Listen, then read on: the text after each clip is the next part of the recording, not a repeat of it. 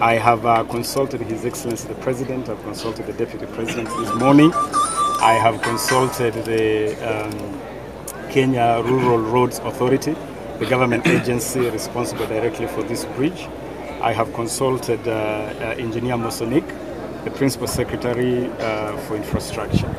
I have held a meeting with Mr. Rotich, the CS responsible for finance, and the consensus across board is that we shall complete Sigiri Bridge.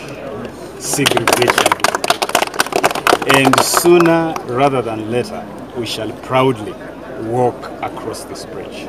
And most importantly, we find if there is any people injured, and we find out there are some of them, they are slightly injured, and we immediately took them to hospital.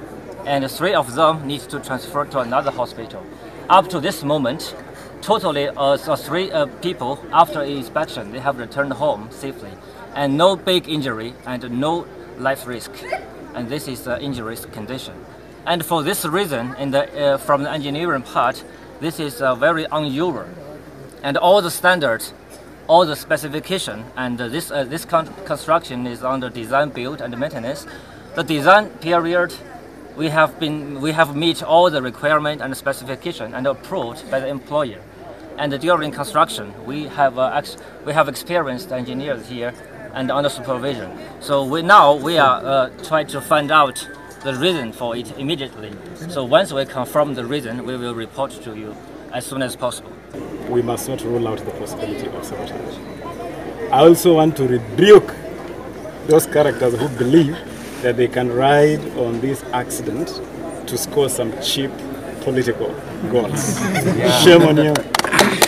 Shame on you. Shame on you. Shame on them. Because Sigiri Bridge for us is about saving lives.